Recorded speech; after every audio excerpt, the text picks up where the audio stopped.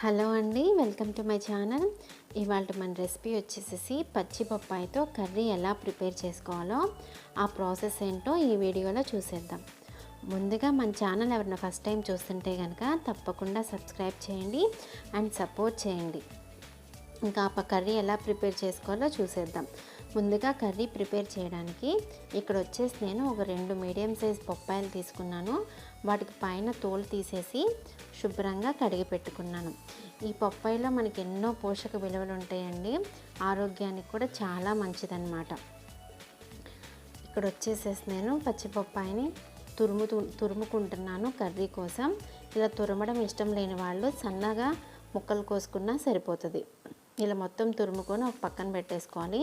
ఇప్పుడు stove on చేసి stove మీద ఒక బాండీ పెట్టుకొని అందులో ఒక 3 టేబుల్ స్పూన్ల ఆయిల్ హీట్ చేసుకోవాలి. ఆయిల్ హీట్ అయిన తర్వాత కొద్దిగా ఆవాలు, కొద్దిగా జీలకర్ర వేసుకోవాలి. ఇవి చిటపటమన్నాక సన్నగా కట్ చేసి పెట్టుకున్న ఒక పెద్ద సైజు ఆనియన్, అలాగే ఒక 2-3 పచ్చిమిర్చి చీలికలు వేసి అవి కొంచెం ఫ్రై చేయాలి. ఇవి కొంచెం ఫ్రై అయిపోయినాక ఇందులో ఒక స్పూన్ అల్లం వెల్లుల్లి పేస్ట్ కూడా వేసి పచ్చివాసన పోయేదాకా ఫ్రై చేసుకోవాలి. ఇది మనకు ఫ్రై అయిపోయిన తర్వాత ఇందులోనే సన్నగా కట్ చేసి పెట్టుకున్న ఒక 2 మీడియం సైజ్ టొమాటో ముక్కలు కూడా వేసి ఒకసారి దీన్ని మొత్తం కలిసేలాగా కలబెట్టుకోవాలి.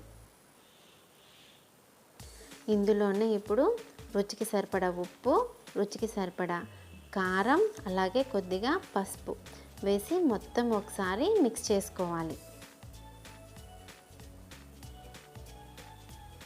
ఇది మొత్తం మిక్స్ చేసేసిన తర్వాత మనం దీన్ని పైన మూత పెట్టేసి ఒక 5 లేదా 6 నిమిషాల పాటు కుక్ చేసుకోవాలి. ఇలా తర్వాత చూస్తే మనకి చక్కగా టమాటాల్లో ఉన్న నీరుతోనే మనకి మగ్గిపోయి ఉంటుందండి. టమాటా ముక్కలు సాఫ్ట్గా అయితే సరిపోతుంది. ఇప్పుడు ఇందులోకి తురుము పెట్టుకున్న పచ్చి బొప్పాయి తురుము కూడా వేసేసేద్దాం. దీన్ని వేసేసి ఒకసారి మళ్ళీ మొత్తం కలిసేలాగా కలుపుకోవాలి. ఇలా కలిపేసిన తర్వాత పైన మూత పెట్టేసేసి ఒక 10 నిమిషాల పాటు మనం దీన్ని కుక్ చేసుకోవాలి. ఒక 10 నిమిషాల తర్వాత చూస్తే మనకి బొప్పాయి అనేది సాఫ్ట్గా కుక్ అయిపోయి ఉంటుంది.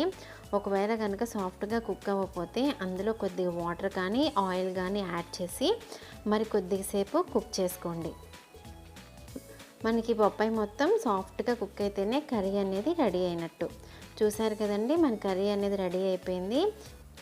అలాగే టేస్ట్ కూడా బాగుంటుంది. ఇది షుగర్ పేషెంట్స్కి కానీ పాలిచ్చే తల్లులకు కానీ చాలా మంచి ఆహారం అండి. తప్పకుండా ఒకసారి పచ్చి బొప్పాయిలు దొరికితే ట్రై చేయండి. Thank you for watching my video.